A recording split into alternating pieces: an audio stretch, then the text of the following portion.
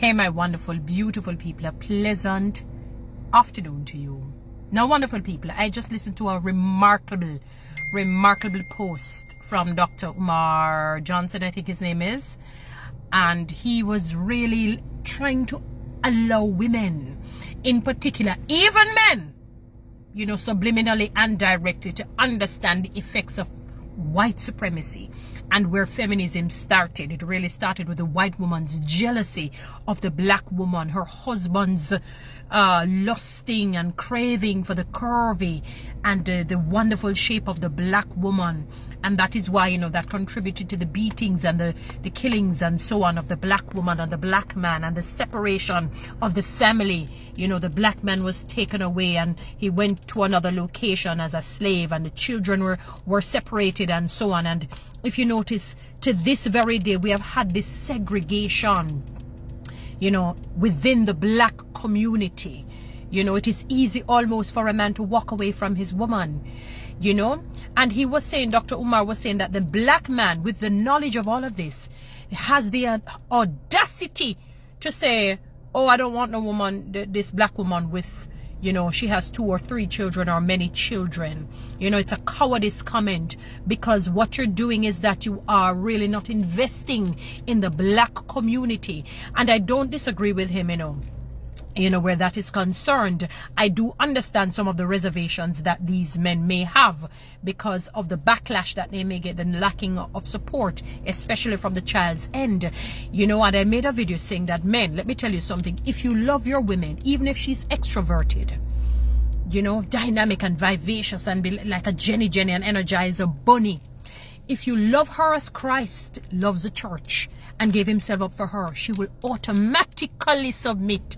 The two work in tandem, and one has to start before the other kicks in.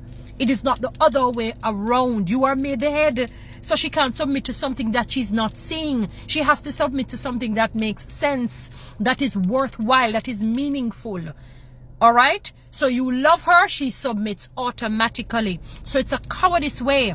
And many of you, and you can do the research, that black women of the different ethnic groups are the most abused ethnic group or groupings.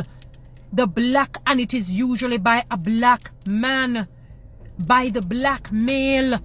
You are still so devastated and defective from the effects of white supremacy and the effects of slavery. The effects and slavery is what? 100 and maybe about 59 years now, however long. You can do the math. 68, or when it was abolished. We can do the math. It's 100 and odd years. 100 and odd years. When you look at the domesticated, or the domestic violence rather, within the black communities, a black man abusing the black woman because of a sense also, additionally, I should say, of misogyny. You hate your black skin. You hate what your foreparents have gone through and the effects of it. And that generational curse has passed down to you. And when you look at the black woman, you still see slavery. You still see inferiority. You may not want to admit it. And that is why you will affect her. You can't do that so much with a white woman. Look at the man the other day who was abusing, was it a white woman or, I don't know, but she wasn't black.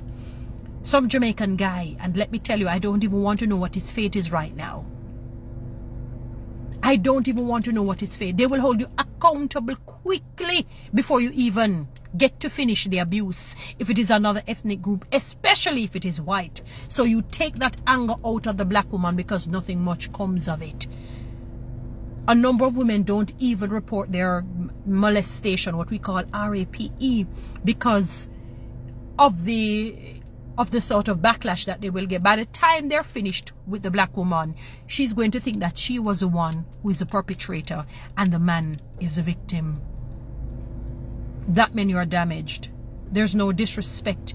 Many of you are damaged, and you know that you're defective and damaged, and yet you have not sought help to be repaired, to be resurrected in some cases, to be rehabilitated in many cases.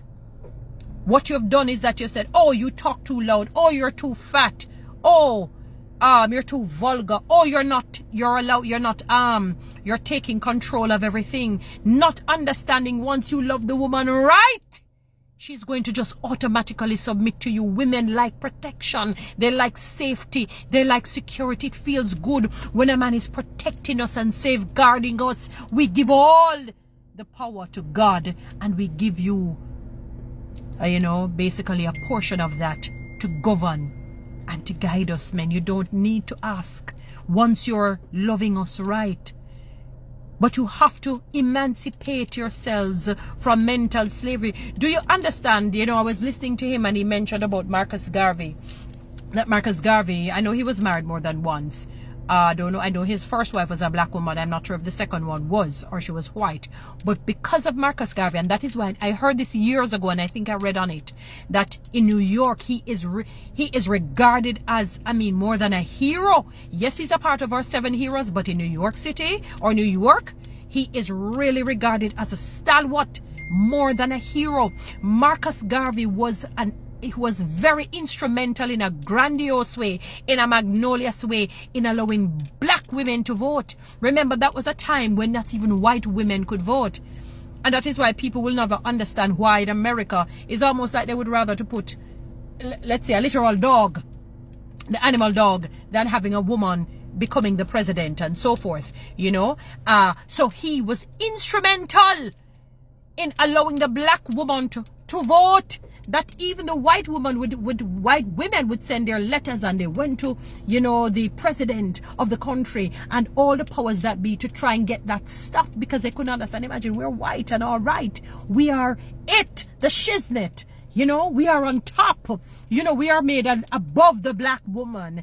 And she's getting to vote and we can't vote. Remember, they told us we can't wear pants. We can't wear this. That is how feminism was birthed.